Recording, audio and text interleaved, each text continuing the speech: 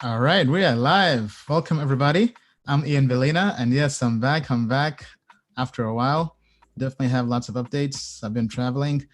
Bill has been holding down the fort very strong, even in a rough market. Hello, Bill. How are you? Ian, hi. Thanks for having me on the show. I'm doing great. Great, great. Well, so much has happened.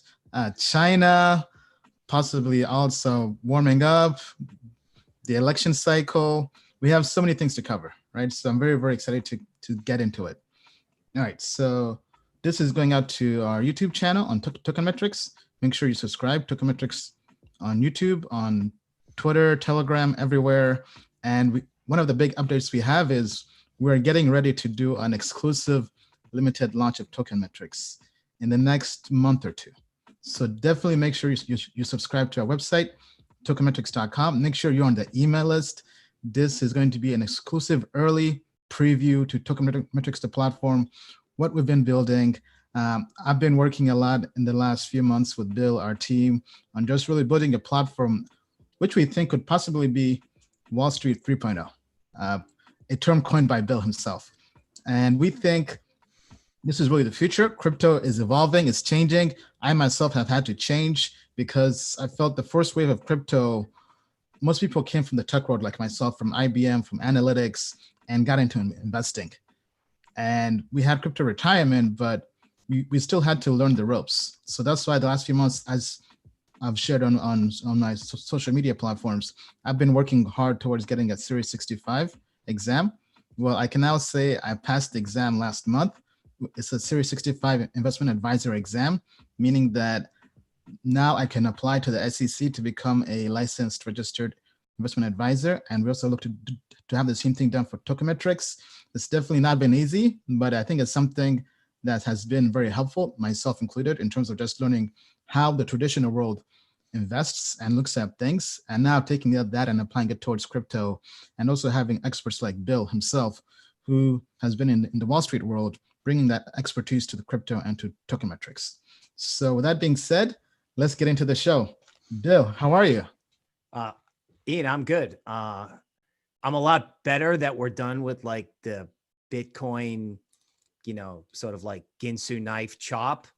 Uh, that was not fun. I can tell you how I dealt with that, but I'm doing good and I'm ready to go. All right. So first up, let's talk about the markets. Kind of give us your thoughts on the markets right now. All right, I'm gonna share my screen if that's okay. Yes, yeah. All right. So here's what I'm thinking. Can I start with China? Yeah, absolutely. Okay, so let's just sort of ponder this chart like artwork, sort of, as I talk about China. All right. Um, China changed the whole game. Okay. The chart was okay. I liked it. Then the chart broke down and I kind of caved because I was like, oh my God. And then the Chinese did something.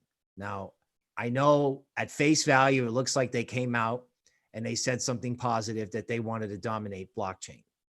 And you might be saying, well, how did that help crypto? Well, here's how.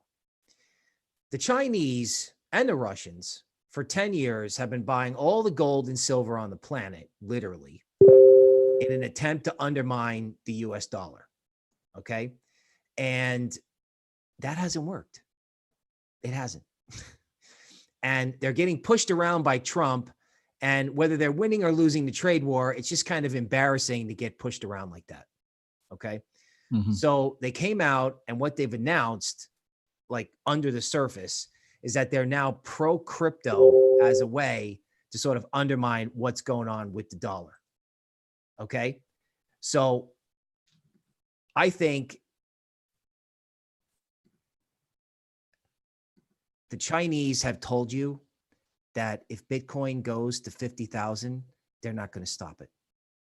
They're not going to get upset. They're going to just let it fly. Okay.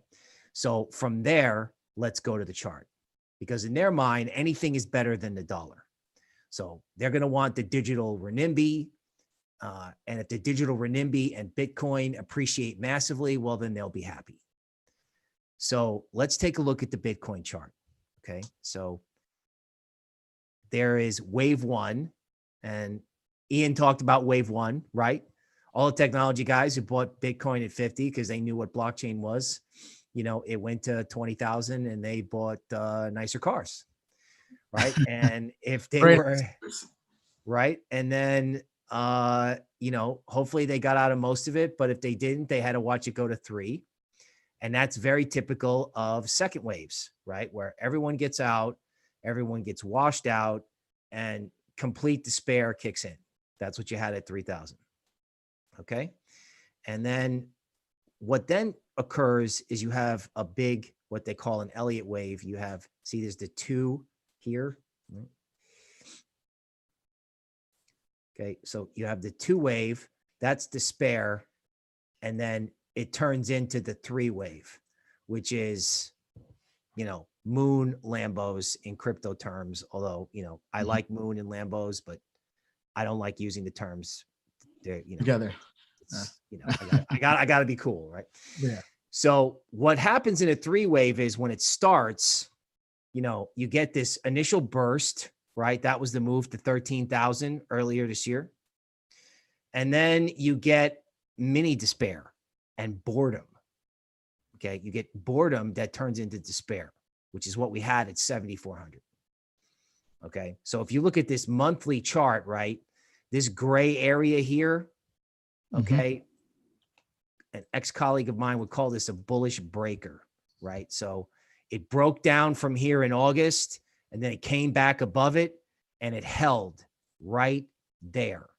Okay, that was the monthly candlestick, okay, for October. So even though it was boring, even though it was choppy, even though there was like this hard bottom that I missed and a lot of other people did, it's okay. You know why? Because it retested a critical support. And it means that the third part of the third part can begin now in January or soon. So what does that mean? Well, the spice of life in the technical analysis world is catching the meat of the third part. It's called 3 of 3. That's just jargon. What that means is that should be a very impulsive period. Impulsive meaning Bitcoin goes up 2% every day and then has a 5% downdraft and then just starts going up 3-5% every day. So basically massive FOMO in a way. I would call it like FOMO light. FOMO light. Not Guinness, but FOMO, light beer, light beer. Okay. Right. And what that means is, the market will go up enough to get people excited, but it'll go up and people will like, well, gee, I don't know if I want to chase it. And then it'll go up a little more and people will go, oh, gee, I don't know if I can chase it. Slowly, gradually going up. Right. Gradually going up every day until, you're right, FOMO eventually kicks in, but the first wave is not FOMO necessarily. All right. So, I should probably, that's probably an awkward transition to the rest of it because, you can start talking about upside targets. We use Fibonacci extension analysis. So Fibonacci, if has 2 ways of looking at markets. A market will go up and then retrace, or a market can go up and then extend. And the Fibonacci mathematics help you come up with like levels. Okay. So we came up with 29K. In other words, if there really is a FOMO move, it's going to go past 20K. It is. And then we think there might be a retracement to 24K, and then who knows from there, right? A lot of people talk about 50,000. You know what? I can actually draw 50,000 on a chart. Wow. Okay. So I could draw it, right? Yeah. So, I can definitely draw a 29K because of this with the bullish breaker and the Chinese, right? So, there is absolutely no reason why Bitcoin cannot go to 20,000. I think the only reason, just for the sake of being balanced, okay, not waffling, not hedging, just for the sake of being balanced, The only thing that's going to stop this is if a Western government comes out and says crypto's illegal. Now, here's what's funny. The country that I was worried about that happening in, France, was on Zero Hedge today that they just launched a program to start teaching crypto to kids in school. So the country I was worried about banning it is now teaching it in school. So that's one less worry for crypto. Mm-hmm. All right. So, that's how I'd look at Bitcoin. If I could just jump to Ethereum on the monthly chart. Okay. I've got more Fibonacci mathematics here. These lines are drawn using Fibonacci math. So I select this line here, and these other lines are automatically drawn. Okay, what's interesting is right here, we had the bottom in Ethereum. Okay, that was 2017. These lines line up with the top here in 2017 at 1500 and with a despair point in January. And the next kind of signal period may be in January. So, Ethereum has been boring us to death at 180 for a while, and who knows, that could continue.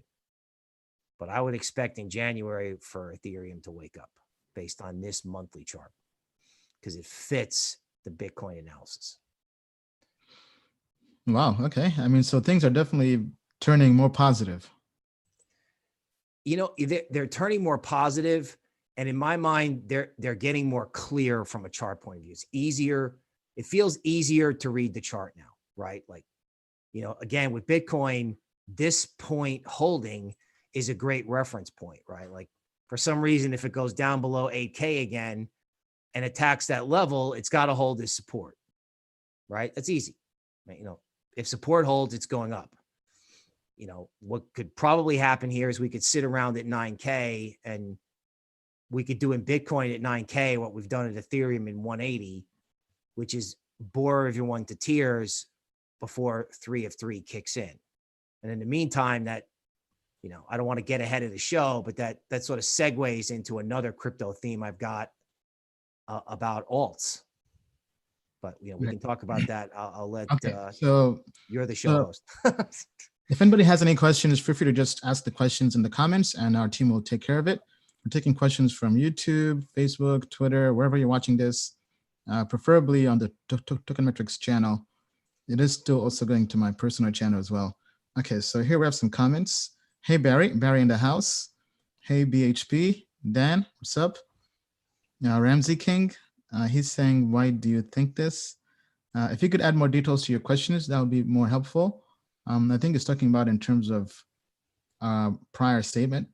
Now, one question I do have is China has been trying for a while to dethrone the US dollar as the reserve currency. Correct. Now, if they issue a digital currency and they think this is, because their timing was almost perfect, right? They saw what the US was doing with Facebook Libra and the regulation and the compliance and all the hoops they're making Libra jump through. Then they came out that same week and announced they're launching their own digital cryptocurrency. Correct. Almost as a way to kind of spite the US. And somebody was speaking to me earlier, and they mentioned that they believe that China is the America of the 21st century, and that America is the UK or Britain of the 19th century. Oh, no, of the 1900s, right? So what's your take on that? Do you think that America or the American dollar can kind of not crash, but not be the reserve currency, kind of like how the pound and the UK was the reserve and the biggest country or the most powerful country in the world until World War II, where they basically were so much in debt, they had to kind of rebuild? Okay, well, I think this encompasses a lot. Okay, so first of all, you're right. The Chinese definitely seized on an opportunity where, Trump is off balance. The US government is freaking out that one of their own citizens, Zuckerberg, wants to come out and challenge the dollar himself, a tech company. So China just says, wow, okay, well, we'll push back against you and we'll have a digital renminbi for two reasons. One, because we can thumb our nose at the US because we're cooler than you, right? And people in the US might want the digital renminbi, right? Like, no reason why you can't go get that at a crypto exchange if it's on one. All right. So the Chinese can thumb their nose at America. And to be honest with you, the Chinese also love it because it'll be on a blockchain. So they're communists and they want to control everything. They want to surveil everything. They have facial recognition over there that they actually have to dial it back. They have what's called a social credit score to see whether or not you're going to be a good human being. You know, they have 800,000 Muslims in a detention facility, a detention city. I've heard about that. Yeah. Right. Human rights so, issue. You know, I know that crypto Twitter can be kind of funny and make the Chinese president into a hero. You can think what you want, but you know, they love blockchain and they love the digital renminbi so they can track everything. You know, as far as our decline goes, you know, we've all printed too much money. Europe has printed too much money. China has printed too much money. The problem in the world isn't the United States, it's fiat. It's paper money, right? I remember a tweet from Fiat, the auto company, goes, why do you guys hate us? The problem is in the United States, it's paper money. Paper money. Okay. So yeah, paper money is going out of style like, you know, the clothes that, you know, English royalty used to wear, right? It's that part's done. Well, I think somebody could say that it's not really paper money, but more just having the freedom to print money, right? Because if paper money was finite, then I think we would be okay, right? Right. And when I say paper money or fiat, you're right. Anything that comes out of a printing press, whether it's a digital or actual one, or I really should clarify that, you know, anything that can be controlled by a central bank. Like the Chinese like digital renminbi because it gives them control. But once everyone realized that the Chinese were adding crypto to their arsenal of things that could undermine the dollar, that's when everything took off. You know, and if I could just interject a chart, right? Yes. So, you know, with Monero, okay, you know, a lot of people are down on privacy coins for all kinds of reasons, right? You know, they've been delisted on exchanges. Right. Delisted on exchanges, privacy can be added to other coins if they want it, etc. Well, I'm seeing a breakout this week in Monero above 60, you know, above a line that is capped Monero going back to May. Okay. So something's going on in Monero and privacy matters. All right. And my guess is the Chinese government wants to see what you're doing on a blockchain, and the American left, they believe their money is their money and they believe your money is their money. Okay. So Monero is reacting to this and it's not a surprise. So to answer the question, you know, yes, the US dollar has got problems because we've printed too much money and we have an absurd amount of debt in both the public and the private sector. However, that's also the case in Europe and Japan. Right. The question is, what do the people want? Like the people of China may love the digital renminbi. I mean, they kind of have digital currency anyway. They just use money through WeChat, you know, 10 cents payment systems. All right. Let's take one question here from Ellipsis. He says he's French, and he's saying the French Minister of Economy is in favor of blockchain and partially cryptos, but that's it. He's saying they don't even teach basic economy in our country.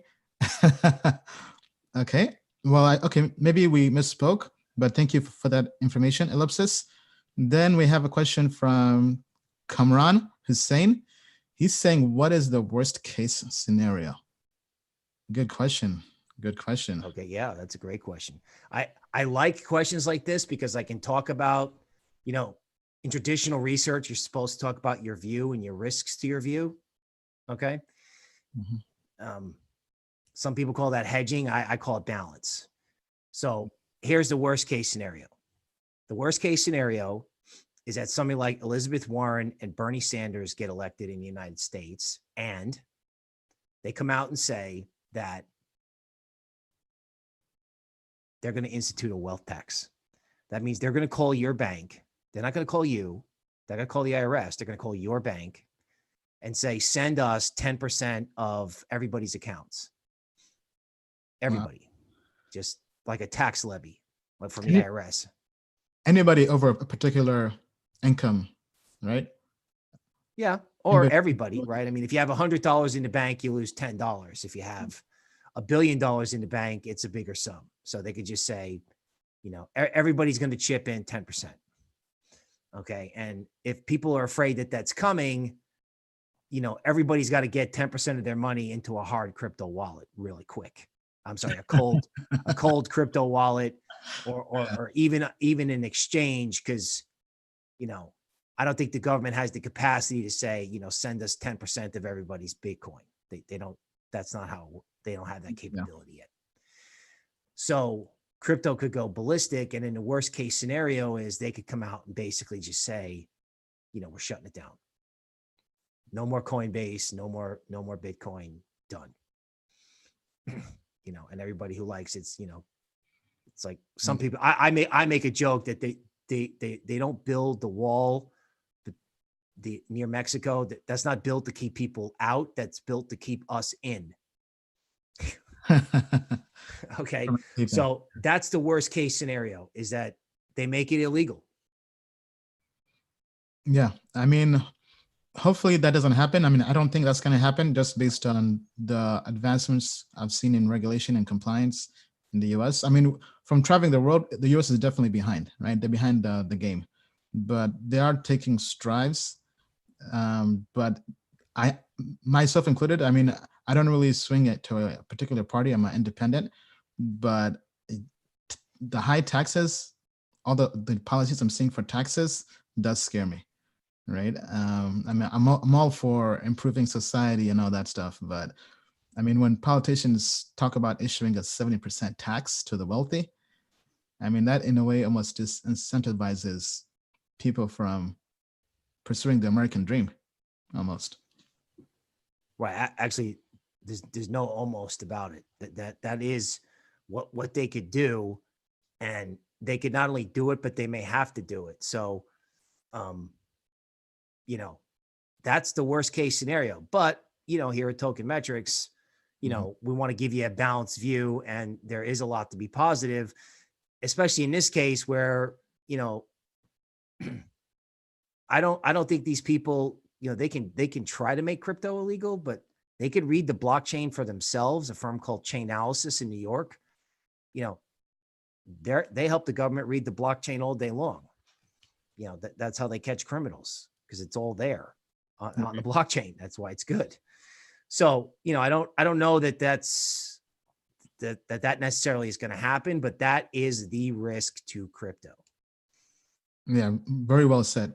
Hey, what's up, Brandon? Thanks for joining the chat. Then we have a question from Chris Patent Walker. I think we already answered this. What is the rationale behind the move up on BTC? I think we may have answered this, but maybe for those who are just joining, just kind of give them. Sure. Yeah. I mean, the Chinese have come out and said, we're okay with crypto being a part of our arsenal that we use to undermine the dollar, period. Right. So if the Chinese are into it, then that changes people's mindset in crypto. Like, I went from, oh my God, it's a repeat of last year. It broke 8,000 and now it's going to crack, to, hey, support held and it can go higher, right? Like right there on that blue line, the gray area with the blue arrow. Right. Yes. Yeah. All right. Next question from I am Rafi said on Twitter. I probably butchered that. I apologize. He's saying, does the Elliott wave fit, or is it one more, or is it a false positive? Okay. Okay, well, that's a perfectly reasonable question. You know, Elliott wave is super subjective. Subjective. Yeah. Subjective, right? So I took a look at this and I was just like, I drew it because remember when I said that, you know, big trends have 5 parts. The big gratification is in the 1 wave, the 3 wave, and the 5 wave. And the 2 wave and the 4 wave are kind of consolidation and boredom, right? Sometimes even despair. That's what gets everybody out and allows the big trends to happen. So clearly in 2018, that was despair that got everyone out. And now in 2019, we had boredom, right? And chop and frustration. So, you know, when you have 2 washouts like this, that is normally a precursor to bigger moves like these, right? The more despair, the more chop. You know, ask Ian. Ian went on on a couple trips, went Yeah. to a couple conventions. What's the first thing he said? People are still down in the mouth on crypto. No one's excited. No one's excited.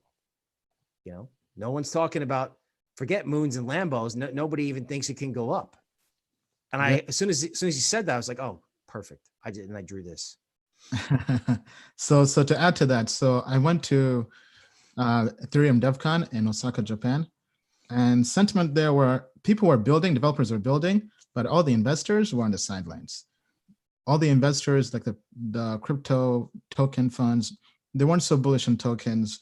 Very few were doing equity. Most of them were just totally changing their business model. They were doing OTC or arbitrage trading. And these were crypto funds that were traditionally investing in private sales and so forth, right? But the entire ICO market was basically fizzled out and they had to adapt and change models, right? And I met some investors who said they don't think they can even call themselves crypto investors anymore because they haven't invested in crypto at all this whole year. They've just been on the sidelines. And then I recently came back from World CryptoCon in Vegas.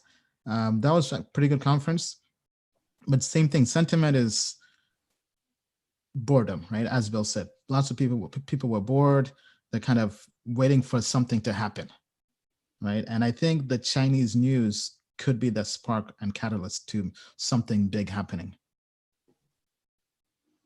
Right. And then, of course, there's also like the US election, US stock markets, all kinds of things like that. You know, they impeached the president that made the stock market go up. I'm not, you know, you can like him, you can not like him. You know. All right. So somebody from our audience is asking, can we take a look at XRP, Ripple? Yes, certainly. And while you're doing that, Eric Baptiste is saying he just Googled and the news is true. The French are introducing an educational module to high school students. Yeah, I mean, so I haven't seen the news, but I mean, if that's the case, I think anything is good for crypto. So I'm pro anything crypto. Right. You know, that was from a big blog, Zero Hedge. So I definitely yeah, it's pretty trustworthy. Okay, so you know, I know this is sort of a kind of a semi-favorite part of the show where people like to just see me draw on stuff on the fly that I'm not necessarily paying attention to. Mm-hmm. All right, no worries. All right, so here's what I would tell you about Ripple, right? So this would be the bearish breaker here around 32 cents. And Ripple has got to demonstrate every time Ripple runs up here, it stops and comes off, right? Here and here. And we've talked about this on the show before. That's probably Ripple Inc. just selling it to fund their operations. Yeah. Right? Yes, yeah. You know, they let it go up to 32 cents, and that's where they or whoever owns it is selling. So, you know, you see a 2-day close above 32 cents, you can go with that. Otherwise, you know, the sellers are in control, right? you know, I know Ripple's this like hotly debated topic. I try to stay away from that. Just Yeah, I mean, because the bears are in control here. yeah, they're known for having what they call programmatic liquidation, where they sell tokens. I believe they sell 1% of the volume of the trading volume each day on exchanges to fund their operations. And there was a report this year that they had sold, I believe, over $200 million already this year. Don't quote me on the exact amount, but it was a very large number. So yeah, I think what you're saying does make sense. Yeah, I mean it's all over the chart. Yeah. Okay. All right. Next question. Crypto ENG. Can we see your bearish bias? I mean, I still want to see Bitcoin covering region 6K or even 5K. Okay. All right. All right. So basically what I think this person is asking is, you know, what's the downside? Yeah. Or is that possible? All right. So this is BitMEX today, right? So what crypto likes to do, and you know, I'm just in love with this indicator from TradingView. It's called Fibonacci speed retracement lines. Let me see if I can just call it up right here. Speed resistance fan. Okay. And I'm having a lot of success drawing these lines and then just watching how crypto behaves, right?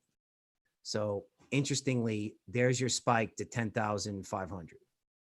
Okay. And what crypto seems to do sometimes is, you know, it likes to go up here to this top line, and then it likes to come back down and visit the bottom line or the bottom close to the bottom, right? So that's your 6K. That's your 6,500 that people talk about. I think if I look at the Bitcoin futures chart, there's a gap right here. There's a big one, actually. Oh, wow. There's this huge gap, okay, in that like 6,500 area. So it's logical for people to say, yeah, that makes sense. I mean, Novogratz, I think, I don't know if I don't know if it was quoted correctly, but I saw Novogratz and I was kind of in agreement that, you know, when this thing started to break down below 8K, I was like, you know, this could go fill the gap at 6,000. Now, could that still happen? Sure. But I mean, what's the catalyst to sell it after what the Chinese said? You know, Yeah, right. I mean, it's like, you know, the biggest country on the planet is into anything, is now into alternative currencies. So, you know, I'm not going to fight that. You know, and if the market can't go up, if the market can't rally, because again, notice how we're right here at, you know, we're at this inflection point. Remember how I told you the market likes these lines that I draw, these fib lines? We're sitting right on top of one in Bitcoin futures, right? Right there at 9,200. It's right there. So, you know, I think it holds.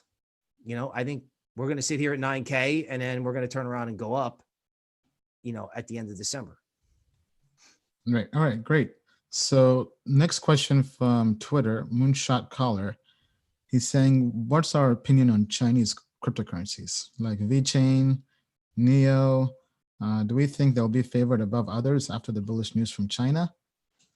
Okay, great question. Great question. All right, so let's okay, again, everybody gets to watch me do a little bit of artwork here. Okay, so yeah, the Chinese currencies recently. If you've read any of our work, right, on TradingView, we're really into this whole idea of things retracing to the point where they broke down, you know, the last big puke happened. So here's what the deal is with Neo, right? So this is the last big puke right here, basically. And I've noticed something important, that when Neo rallied, it took out this top line, which Elliott Wave guys call the previous fourth. That just means, you know, the launch point for the final lower. Okay. Mm-hmm. And NEO is also holding support at this gray rectangle here. So the NEO went up and is now perched and building a base. So what was resistance is now support.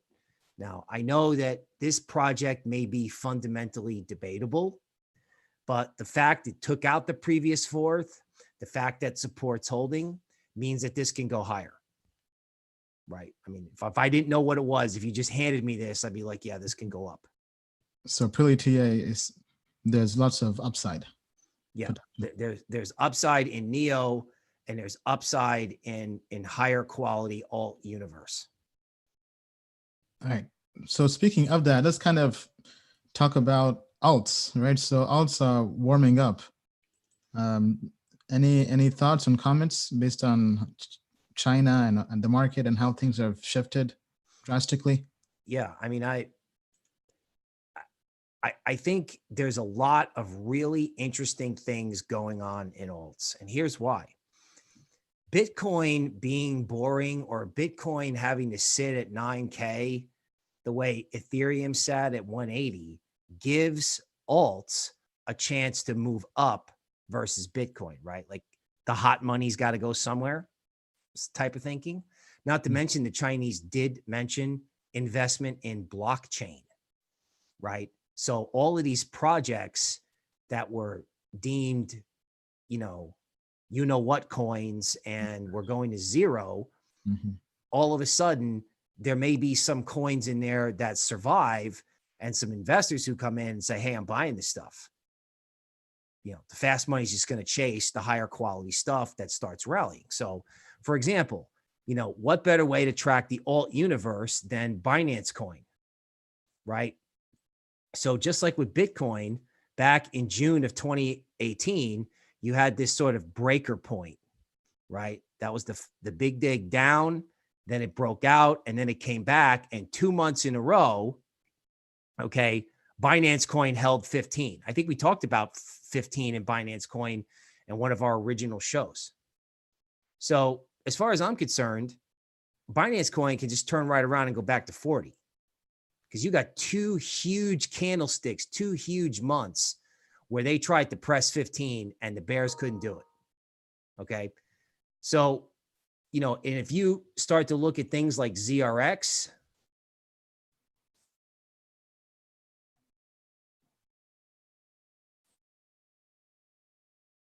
again, you got to watch me do a little bit of drawing when it comes to these alt charts. So bear with me. Okay. So when you're looking at ZRX, okay, you had a support zone here, hold near 25 cents. Okay. So you see how it came up, it stopped there. And then when it broke out, it came back down. Okay. This is a sign that ZRX may be in an uptrend. This isn't just some corrective move like over here. Okay. This is different because it has a wave structure to it. Okay. So what's the bottom line? Well, ZRX could go to 40. It's Coinbase listed, and if people pour into Coinbase and this project is decent, it can go to 40 cents. Period. Right? Right. Cosmos, same thing. Right? Okay. So if we look at Cosmos on a 2-day chart,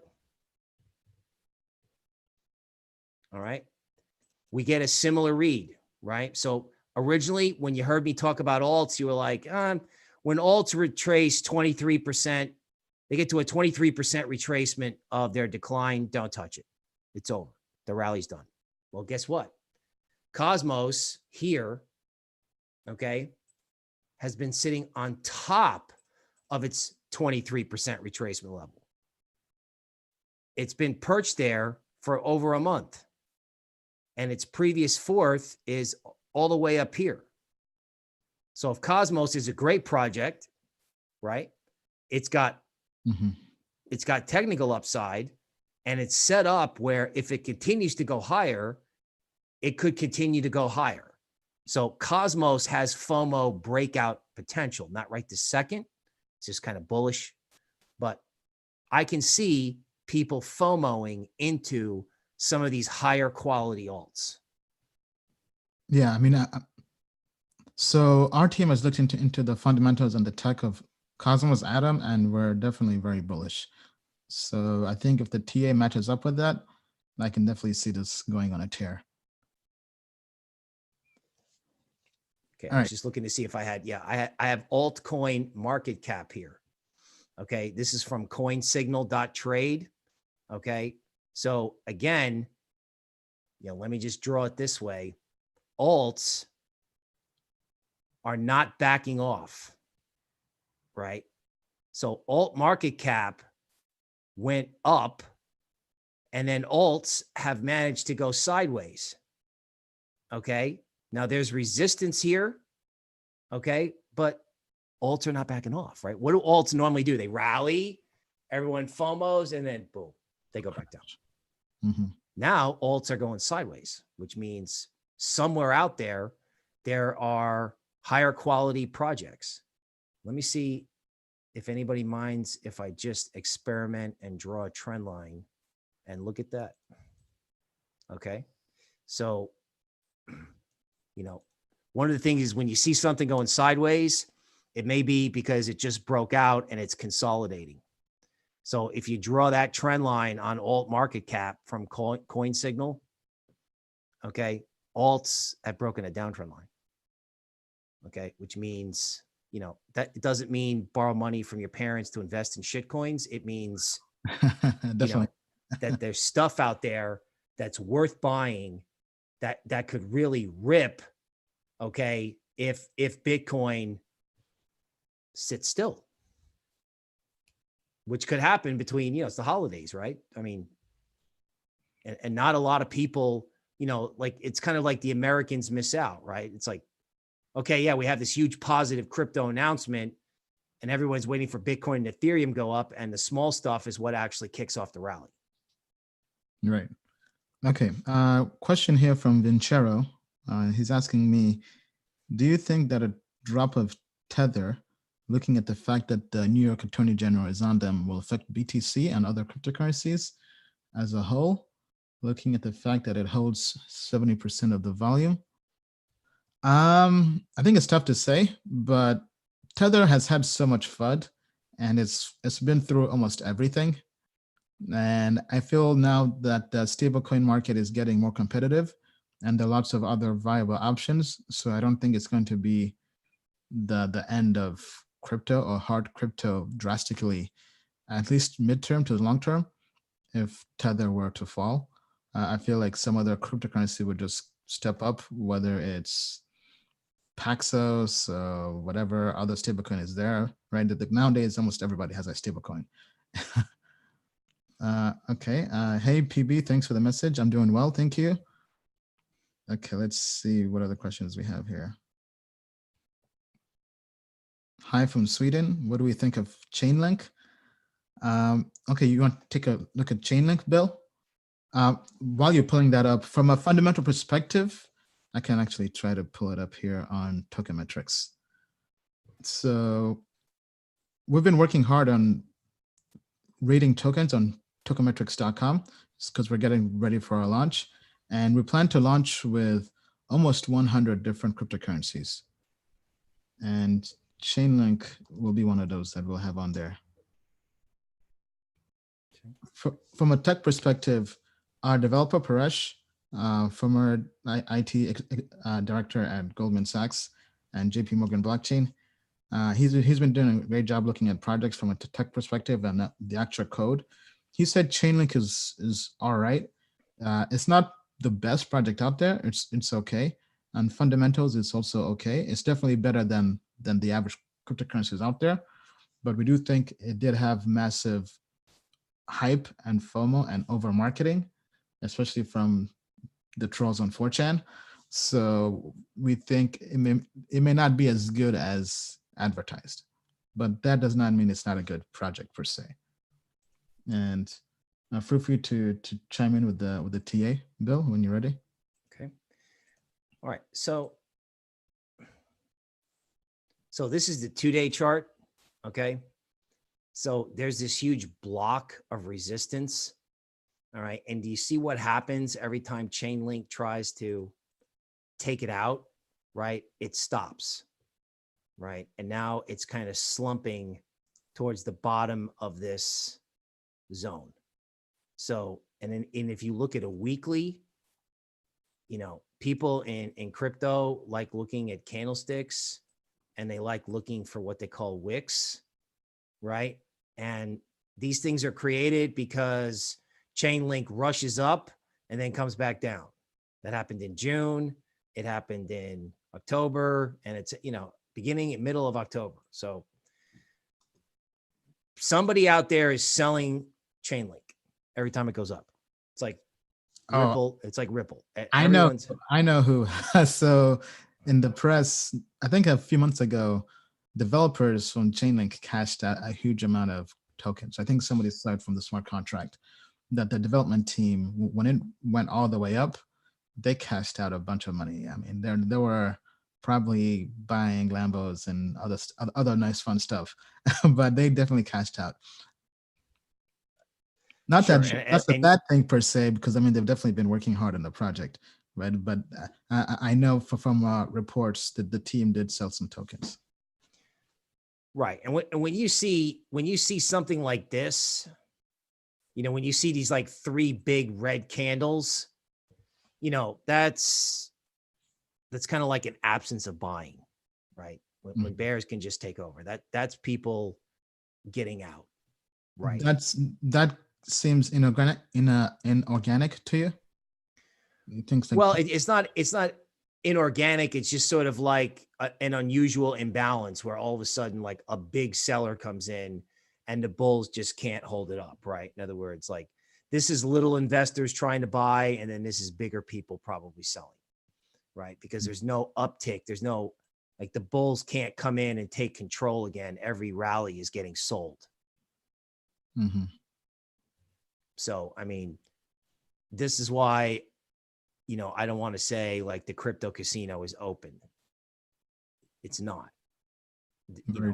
Higher quality alts where maybe all the sellers or all the big players have been washed out already or have sold are the ones where you want to buy.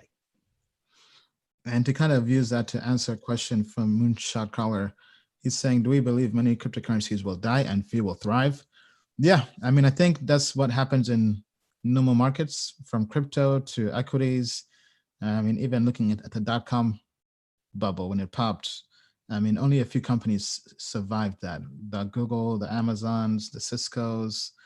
And I think even with the last crypto bull run, prior to the Bitcoin fork that made Bitcoin Cash, prior to the whole Bitcoin debate and debacle, there were some cryptocurrencies that were in the top 20 or top 30 in market cap, and now are out of the top 100. If you look at the crypto market, the top 20 for cryptocurrencies based on market cap every single year is constantly musical chairs.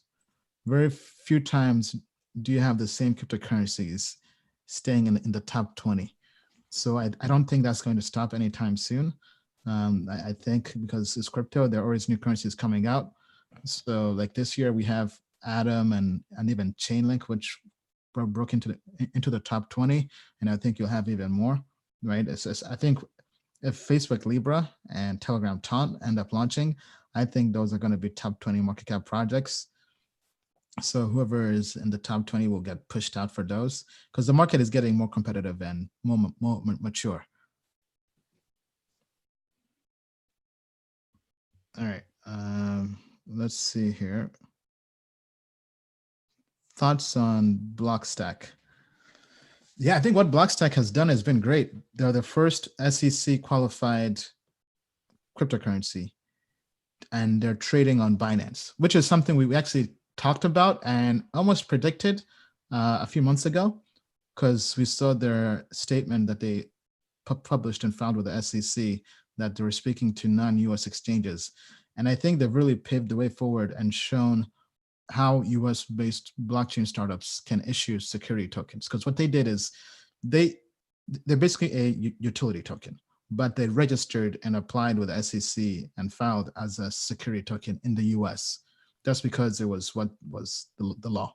But outside the US, they're still being treated as a utility token because their token does not give holders any equity in the company, right?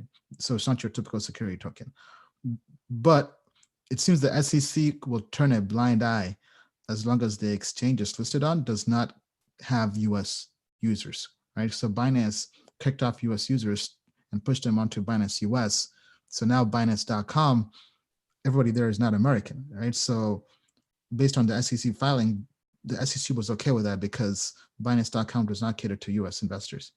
So that for now is a way to give liquidity to US based projects who are issuing tokens abroad, but it does not bode so well for US people here, right? Because if you're holding Blockstack, you still can't buy or sell, right? You kind of on a leash, right? You can't really do much. But I think it's still going to, I'm very positive still when it comes to security tokens because Coinbase and lots of other cryptocurrency exchanges are taking strides towards eventually listing security tokens.